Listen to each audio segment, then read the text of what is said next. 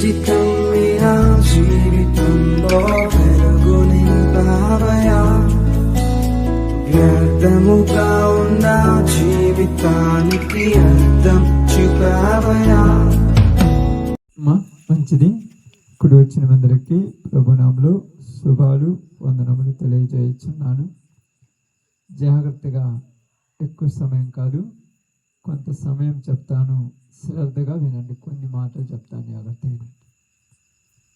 దేవుని యొక్క సన్నిధిలో ఉన్నటువంటి మనము ఈ యొక్క పనిని జరిగించడం అనేది గొప్ప విషయం.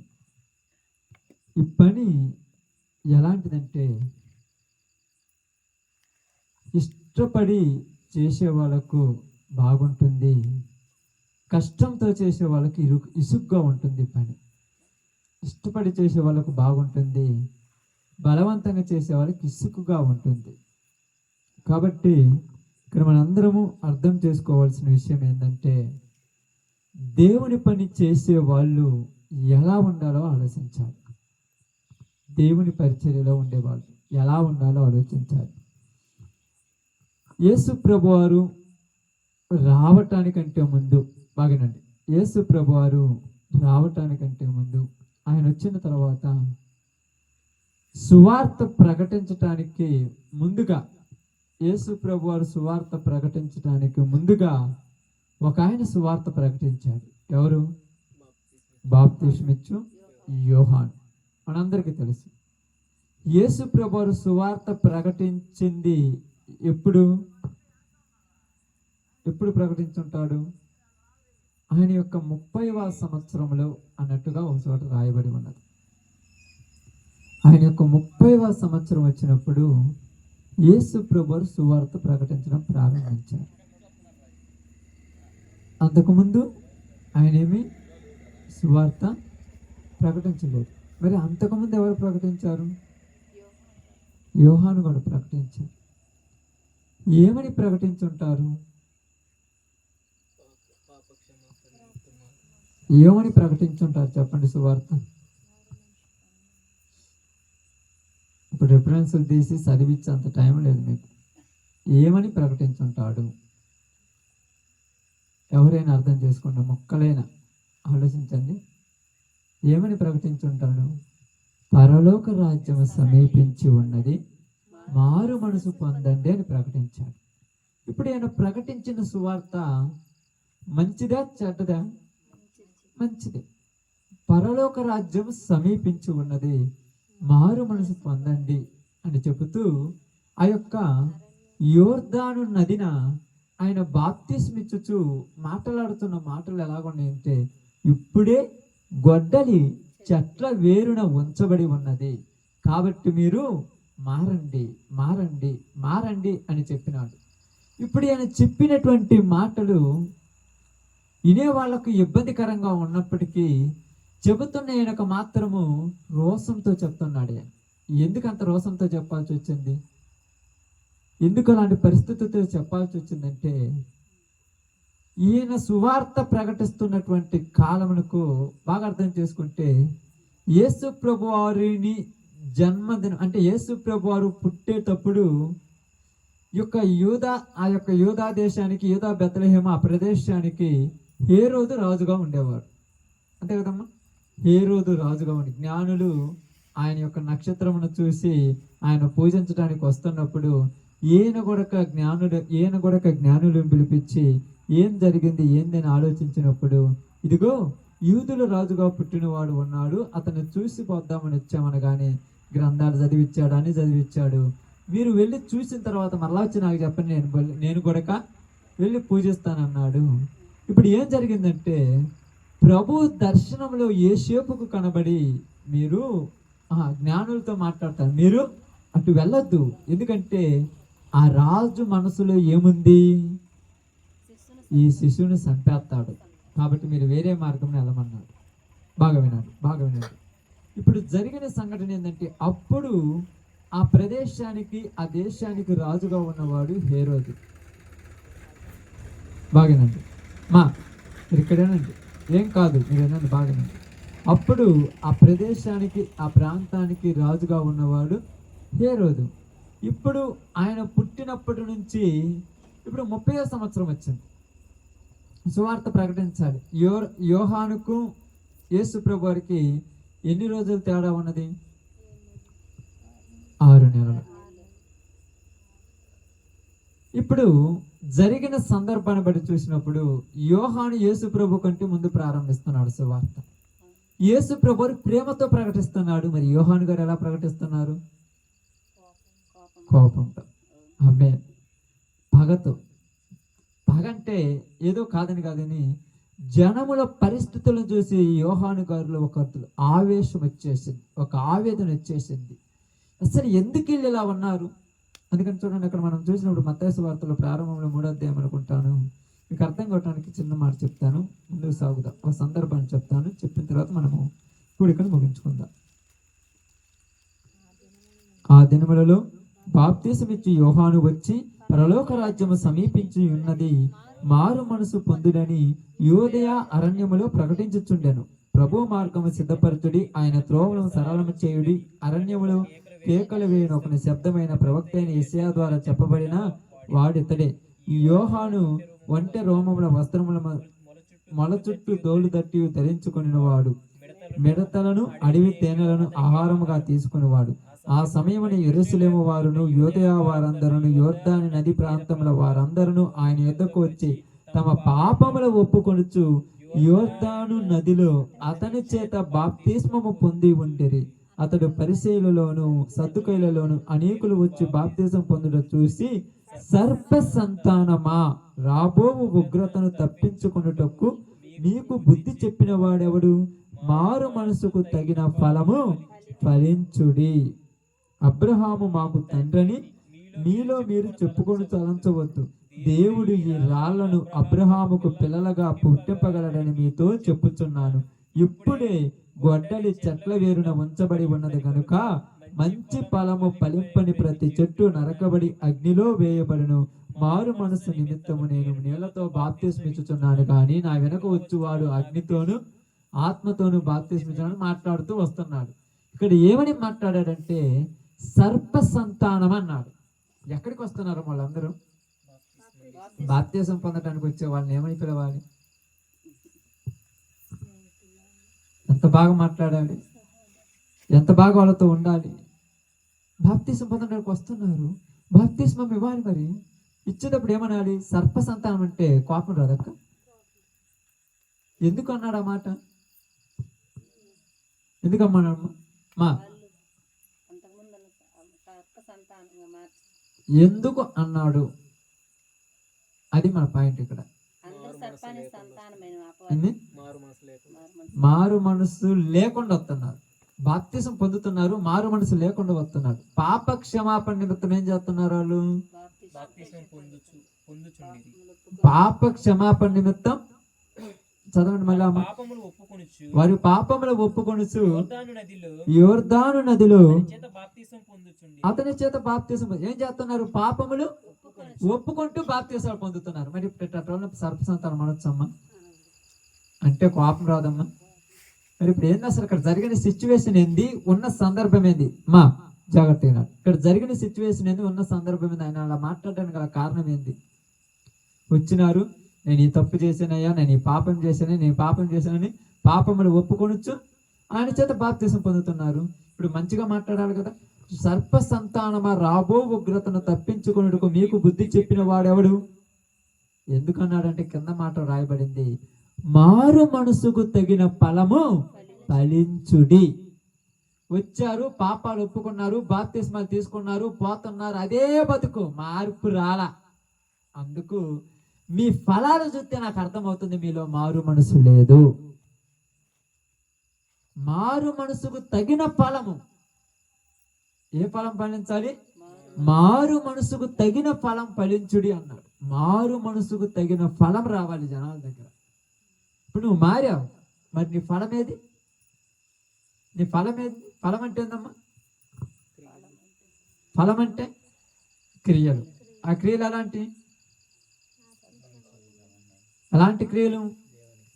మనము చేసే పనులు మారు మనసుకు తగినగా లేవు.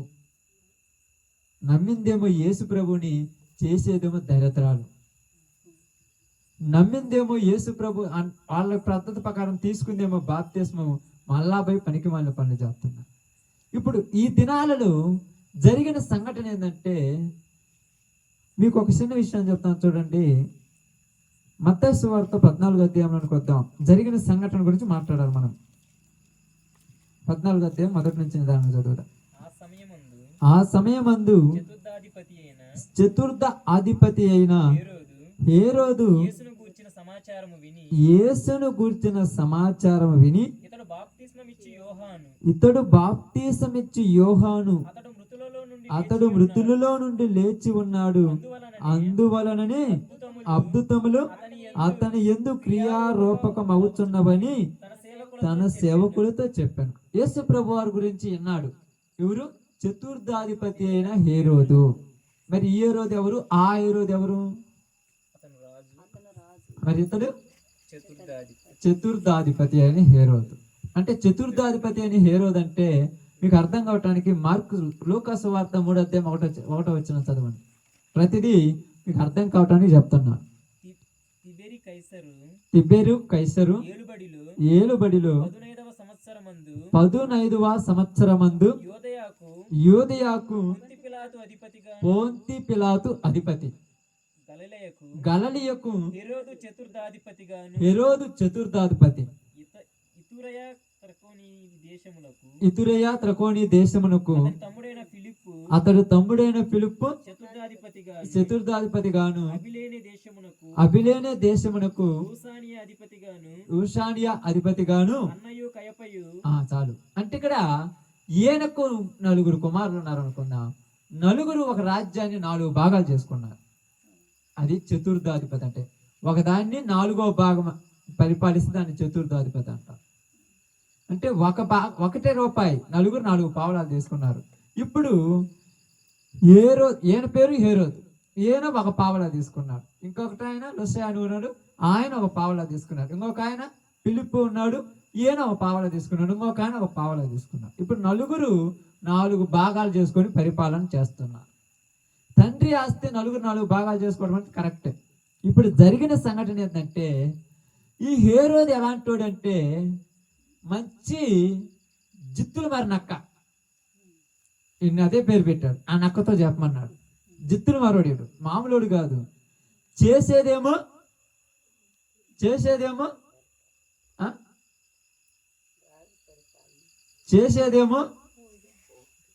అంటారు కదా, అది దూరేదేమో దరిద్రాలలో. అర్థమైంది కదా? అదేదో సామెత అంటారు, చేసేదేమో ఏదో పని, దూరేది మాత్రం దోమర కొంపలు అన్నట్టుగా. వీళ్ళు చేసేది మాత్రం బాగానే ఉంది, వీళ్ళ యొక్క పనులు చూస్తే దరిద్రాల పనులు.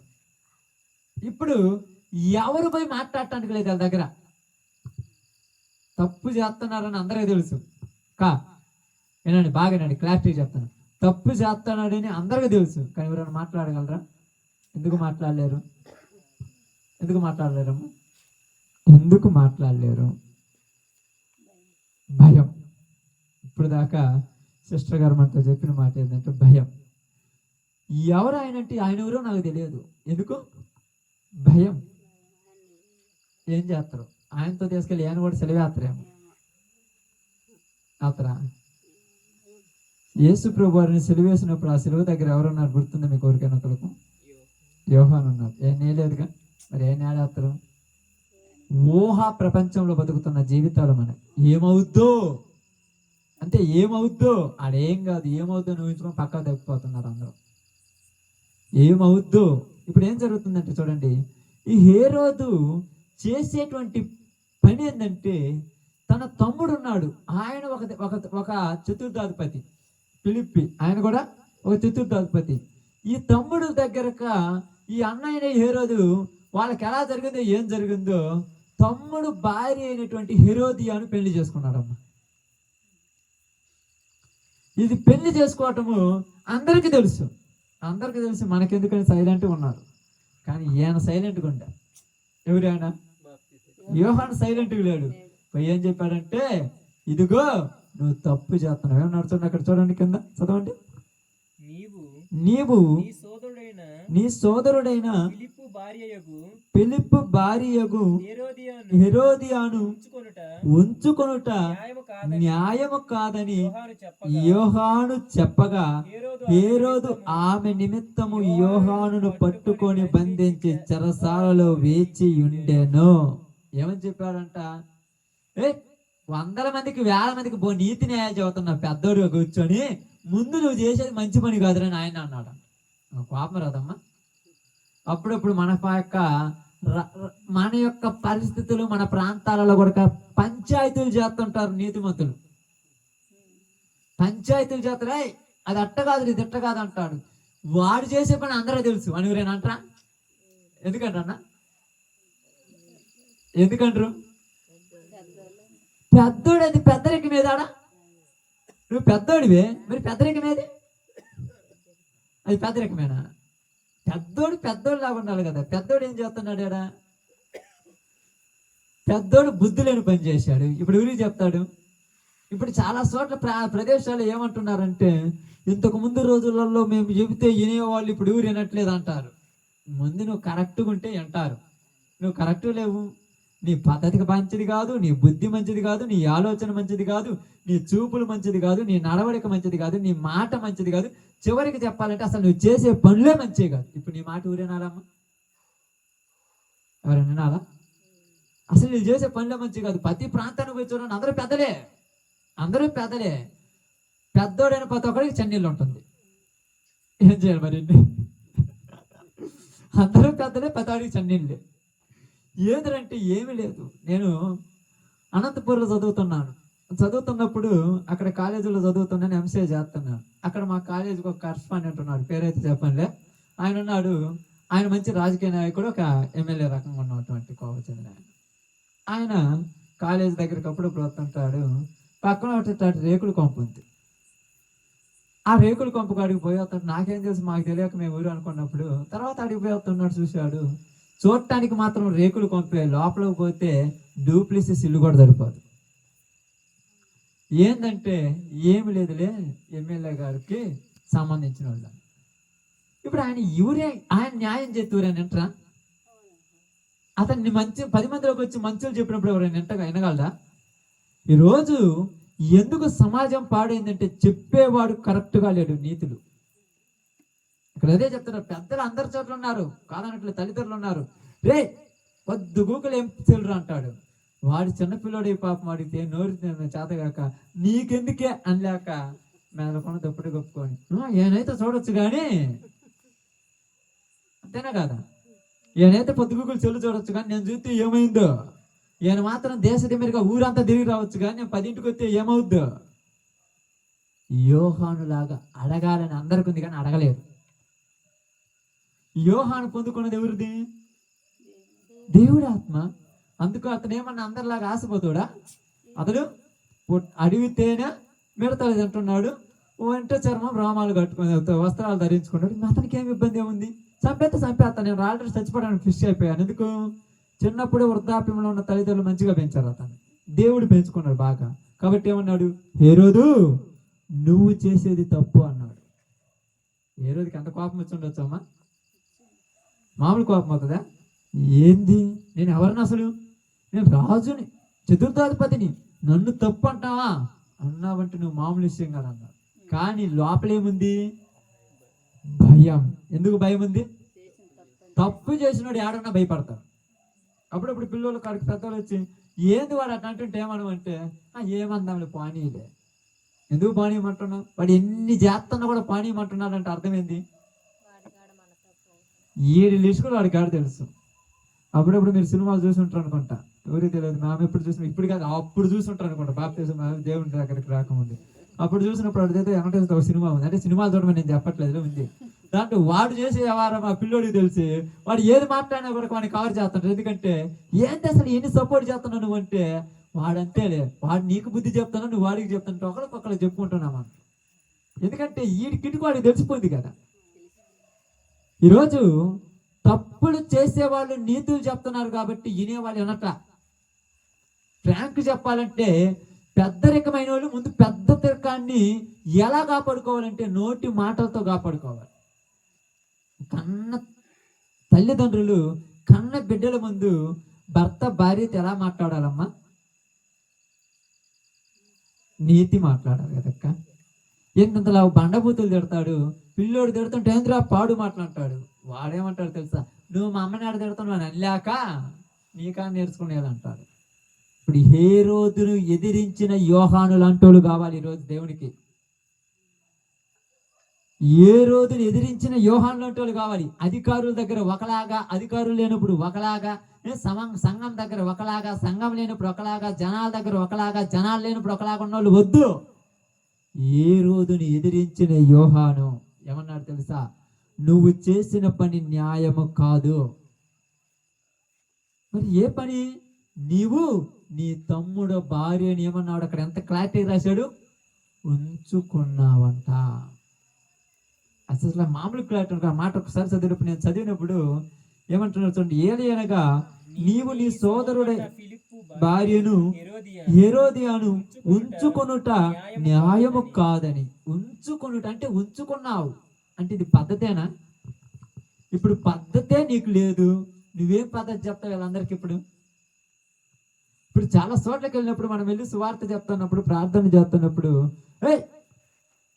వాళ్ళని కొత్త మతం మీద మాకు చెప్పారని మనం ఏం చెప్తున్నాం? వాడి పద్ధతుల గురించి చెప్తుంటే వాడికి ఆ టెన్షన్, నా గురించి రేపు పొద్దున్న వీళ్ళు అందరూ బయట పెడతారేమని టెన్షన్ పడి, వద్దే ప్రార్థన లేదు, ఏం లేదు, యేసుప్రభు మాకు అవసరం లేదు, అసలు యేసుప్రభు అవసరం లేదని చెప్పుకుంటూ వస్తున్నారు. ఎందుకంటే తప్పులు ఎక్కడ బయట పడతాయో.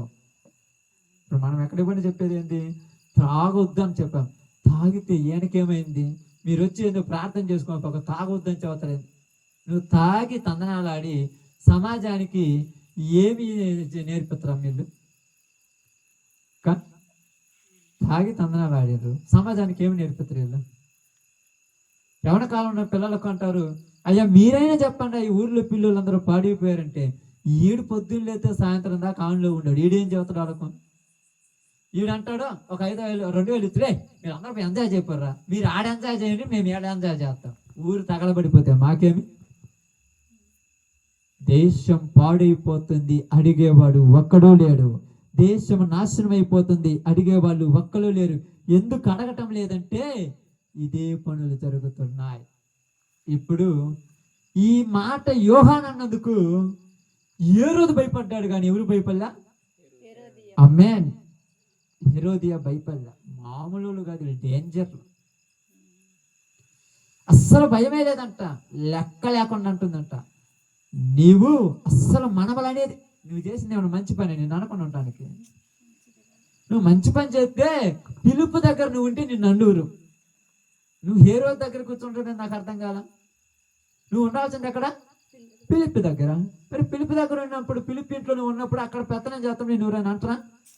మరి నువ్వు హేరోదు దగ్గర అంటే తప్పు చేసినా కూడా లెక్క లేకుండా చేసేస్తున్నారు అనమాట. వీళ్ళు లెక్క లేకుండా తప్పు చేస్తుంటారు. ఏమంటారు తెలుసు? చాలా మంది బరి తెగించారంటారు, వదిలేస్తారు. ఎందుకు ఇంత లెక్క లేకుండా చేస్తున్నారంటే అడిగేవాడు లేడు. అడిగితే నీకెందుకు? అడిగితే నీకెందుకా? దేవుడు అంటున్నాడు ఇక్కడ, హేరోదును హెచ్చరిస్తున్నాడు, ఇతడు చేసిన తప్పు విషయం ఇది న్యాయమేమా నువ్వే చెప్పు అంటున్నాడు. అప్పుడప్పుడు కొన్నిసార్లు కొంతమంది మిమ్మల్ని మీ అందరూ చెప్తుంటారు అది దాన్ని. కొన్ని చోట్ల పోయినప్పుడు మన ప్రాంతాల్లో కానీ ఇక్కడ ఉన్నప్పుడు కొన్ని శాంతులు అంటారు, ఏంది పొద్దుగూకులు ఏం ప్రార్థన అంటారు. నా దగ్గరకు వచ్చి చెప్పినప్పుడు నేను ఒకటే అంటాను, అంటే ఎవరి కాలం పిల్లలు నా దగ్గర కూర్చున్నప్పుడు ఏంది రోజు ప్రార్థన అంటే, నీకేమన్నా ఇబ్బంది అయిందంటే కాదులంటే ఏం చెప్తాను, నువ్వు తాగుడు మానుకో, నీకు కూడా నచ్చుద్ది అది, నువ్వు ఆ పాపం మానుకో నచ్చుద్ది అది, నువ్వు చేసే పనులు మానుకో నచ్చుద్ది అది అంటే, వాడితో మీకేం పని? ఇంతకుముందు ప్రార్థన చేసి ఎన్ని అక్కర్లేవయ్యా, వీళ్ళేంది వచ్చినప్పుడు అంటే విచారం గురించి అంట, తాగుడు అంట, నువ్వు అది చేస్తున్నావు కాబట్టి నీకు బాధ.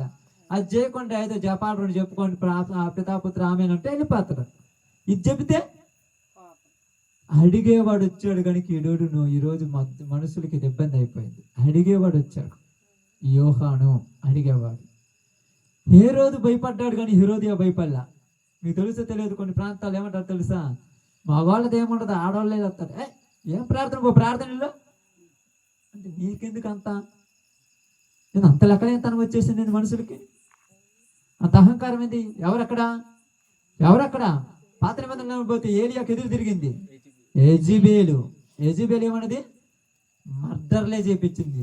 ఎలా చేపించింది అంటే మర్డర్లు మామూలుగా చేపించింది. మర్డర్లు ప్లాన్లు మామూలుగా అయ్యారు. అప్పుడప్పుడు మీరు అంటారు TV9లో కానీ అక్కడ న్యూస్ ఛానల్ ఎంత కిరాతుకు రాలా మర్డర్లు చేసే ప్లాన్లు చేస్తారు వాళ్ళు. ముందు మగవాళ్ళ నుంచి వెనకెళ్ళి ప్లాన్ నడిపిస్తుంటారు. చాలా డేంజర్. మీరు అనొచ్చు లోదని చాలా డేంజర్. ఎందుకంటే అపవాది ఒకడిలోనికి జ్వరబడిందే వాడు ఏదైనా చేస్తాడు. ఊరినే తగలబెట్టేస్తాడు. ఊరిని తగలబెట్టేస్తుంటారు. ఈరోజు నేను చాలాసార్లు చెప్తుంటాను, పరిచర్య విషయానికి మీకు చెప్తుంటాను, యవన కాలంలో పిల్లలకి చెప్తాను, పరిచర్య విషయంలో డబ్బు స్త్రీ చాలా డేంజర్ అని చెప్తాను. పాడైపోతారు ఎప్పుడు పట్టుకుంటా. ఊరైనా దేశమైనా నాశనం అయిపోవాలి. అటు జోలిపోతే ప్రపంచాలే నాశనం అయిపోవాలి. నీ సమాజమే నాశనం అయిపోతుంది జోలిపోతే. అంత గొప్ప జ్ఞానము కలిగిన సొలొమోను ఏమైపోయాడు అటు జోలిపోయి. అసలు ఆలోచించండి. మరి ఏం చేయాలంటే న్యాయం అనేది ఒకటి ఉంది. న్యాయం అనేది ఒకటి ఉంది. ఇప్పుడు న్యాయం తెచ్చేవాళ్ళు ఎవరన్నా ఉన్నారన్నా? నిజం చెప్పండి, న్యాయం ఉందా? ఎక్కడైనా న్యాయం ఉందా? ప్రతి వాడు అన్యాయానికే సపోర్ట్ ఎక్కువ ఈ రోజులలో. న్యాయం చెప్పే వాళ్ళు వస్తే అన్యాయస్తులు అందరూ ఒకటైపోతున్నారు. మరి న్యాయం చెప్పే వాళ్ళ వైపు ఉండాలి. ఎవరు ఉండరు న్యాయం చెప్పే. ఇది ఉదాహరణకు అమ్మగారిది పొలం, ఇది ఒక ప్లేస్. అమ్మగారు ఇక్కడ మంచం వేసుకొని పడుకున్నారు. నేను ఆ రోడ్డు మీద పోతున్నాను. నువ్వు ఎందుకైనా మంచం వేసుకున్నావు అంటే ఏం చేయాలి? ఇప్పుడు ఏం చేయాలన్నా? నా పొలం నీ పొలమా ఎదురు చూపి అంటే అడ్డదారులలో తిరిగిన వాడిదే గెలవాలి. ఇప్పుడు ఊరి న్యాయం చెప్పేవాళ్ళు పోతే ఏంది రోడ్ల మీదకి వచ్చి మాట్లాడుతుండ్రు అంటే నువ్వు తప్పు చేస్తే తలంచుకోకపోతే కరెక్ట్, మాట్లాడితే ఎదురు తిరిగినట్ట. అందుకని యోహానుని చూపెడుతున్నాడు. మీకు చెబుతున్నాను, యోహాను హేరోదు దగ్గరికి వెళ్ళి చెప్పాడంట, నువ్వు చేసేది కరెక్ట్ కాదు. అనేక మనోడికి ఆల్రెడీ చెమటలు పట్టేశా. కరెక్ట్ కాదంటే చెమటలు పట్టి ఏం చేస్తాడు? వణుకుతుంటారు. అప్పుడు మీకు తెలుసు తెలియదు. పెద్దలే వీళ్ళు నడిచినంత వరకు ఓకే. ఊరన్న వచ్చి రే ఏంది చేస్తున్నట్టు తప్పిపులు పడి మాట్లాడుతున్నావు. తప్పిపులు ఎందుకు మాట్లాడతారు? తప్పు చేస్తున్నాడు కాబట్టి, లేకపోతే మాట్లాడతాడా? ఏమంటే అంటారు రే మీరు రాండి ఏంది జనాలు ఎందుకు పోగు చేసుకుని నువ్వు కరెక్ట్ ఉంటే జనాలు అవసరం అన్నా? జనాలు ఎందుకు? గొడవలు పెట్టి అది కవర్ చేయాలి. తగాదాలు పెట్టి ఇప్పుడు ప్రాంతాలలో ఊర్లలో జాతుల మధ్య తెగల మధ్య గొడవలు ఎందుకు పడుతున్నాయంటే ఈ తప్పులు కవర్ చేసుకోవడానికి జనాలు గొడవలు పెట్టి పక్క తప్పుకుంటున్నాం. ఈ పిచ్చోళ్ళు వాళ్ళ మాటని ఈళ్ళు కొట్టుకుంటున్నారు. వాడి తప్పులు బయటకు రాకుండా పోతున్నాయి. కరెక్ట్గా ఇప్పుడు ఏం చెప్తుంది? తప్పు చేసేవాడు నిలదీసి అడిగాడు యోహాను గారు, నువ్వు చేసేది కరెక్ట్ కాదు. ఎందుకు కాదంటే ఏదో ఒక ఆషామాసిగా పనికిరానోడు ఒక మూలనున్నాడు చేస్తే నేను ఒప్పుకున్నాడే. దేశాన్ని పరిపాలిస్తున్న నువ్వే ఇలా చేస్తుంటే నీ దేశంలో ప్రజలు ఎలా చేస్తారు? అది ఇక్కడ మన పాయింట్. దేశాన్ని పరిపాలిస్తున్న నువ్వే అలా చేస్తున్నావు, నీ దేశంలో ప్రజలు ఎలా చేస్తారు? ఏందిరా మీరు ఎలా చేస్తారంటే మా రాజే చేస్తున్నాడు, మేము చేస్తేమి? అక్రమము అన్యాయాలు ఉంటాయి కదా, అడ్డదారులలో డబ్బులు దోచుకునే వాళ్ళు. ఈ జనాలందరూ కూడా అడ్డదారులలో డబ్బులు దోచుకునే వాళ్ళ దగ్గరికి పోతారు. చాలా మంది ఉంటారు. కొంతమంది ఏంది ఇలా చేస్తారంటే ఇదే వీడు మోసాలు చేస్తారని అందరికి తెలుసు. వీడు చేసే తప్పని ఎవరైనా పోయి నిలదీసి అడిగినా రోడ్ల మీదకి వచ్చి మరి అడుగుతురయ్యా అంటే రోడ్డు మీదకి వచ్చి అడగకూడదా? తప్పు చేస్తే అడగకూడదా? అంటే వీడు ఎంత చేసినా కూడా అన్న ఏమనకూడదు. రోడ్ల మీదకి వచ్చి అడుగుతారా? నువ్వు నోరు పారేసుకుంటే తప్పు కాదా? నువ్వు 10 మంది గందరగోళంగా కుక్కలాగా అరిస్తే తప్పు కాకుండా పోద్దా? న్యాయం అనేది ఒకటి ఉంటది. అది యోహాను అంటున్నాడు. నేను చెప్పేది ఏంటంటే నీవు చేసిన పని కరెక్ట్ కాదు అన్నందుకు వెంటనే ఏం చేయించిందంట? తీసుకెళ్ళి జైలు పెట్టించిందంట. జైల్లో పెట్టించిన కూడా నీతి కలిగినోడు న్యాయం కలిగినోడు భయపడతాడనా? అస్సలు భయపడి నీకు అధికారం అంటే నేను జైల్లో పెట్టించా, చచ్చిపోయినా కూడా నా నీతిని వదిలిపెట్టను అన్నాడు. అతను చచ్చిపోయినా కూడా నీతిని వదిలిపెట్టలేదమ్మా యోహాను. ఈరోజు మనలో చాలా మంది తప్పుడు బుద్ధులు వచ్చాయి. తప్పుడు బుద్ధులు ఎక్కడి నుంచి వచ్చాయంటే మనం ఉంటున్న సమాజమే తప్పుడు సమాజం అంట. ఎవరు మంచోళ్ళు అన్న అంట. నేను అందుకే చెప్తాను, ఎవరు మంచోళ్ళు లేరు, దేవుడు మంచోడు. దేవుడు మంచోడు. దేవుడు చూసుకో ఆదర్శంగా, ఏమి చేసావని నువ్వు అంటున్నావు ఇక్కడ ప్రతి వాడు దోచుకునేవాడు. చివరికి ఈ యొక్క బైబిల్ గ్రంథాన్ని పట్టుకొని కూడా దోచుకొని వస్తుంటే అడిగితే నన్నే అడుగుతావా అంటే అడగకూడదా? తప్పు చేస్తే అడగకూడదా? మమ్మల్ని వచ్చి అడుగుతారు అంటే మిమ్మల్ని అడగకపోతే ఎవరిని అడగాలి? సమాజంలో మనుషులు మా దేవుడు పుట్టించాడు, తప్పు చేసిన ఎవరినైనా నిలదీసి అడగమని యోహాను గారు ఇక్కడ మనం చూపిస్తున్నారు. ఎప్పుడైనా మర్చిపోయాను అనుకో, ఏందో ఇలా అను అంటే పాస్టర్ని అడుగుతున్నావా? దేవుడు చూసుకుంటాలే అంటే అడగొద్దా? అడగొద్దా? అది క్లియరెన్స్ కావాలి. ఇది నిజమా అబద్ధమని తెలుసుకుని తప్పేం లేదుగా. ఇలా కాదు, ఇలా జరిగింది, ఇలా జరగటం వల్ల ఇలా వచ్చేసేదంటే అవునా, ఓకే, నీ జీవితం నేను ఫస్ట్ నుంచి చూస్తున్నాము, నీ పద్ధతి తెలుసు, కానీ అపవాది లేనిపోయి రోమర్స్ కలిగించింది ఏమీ కాదు.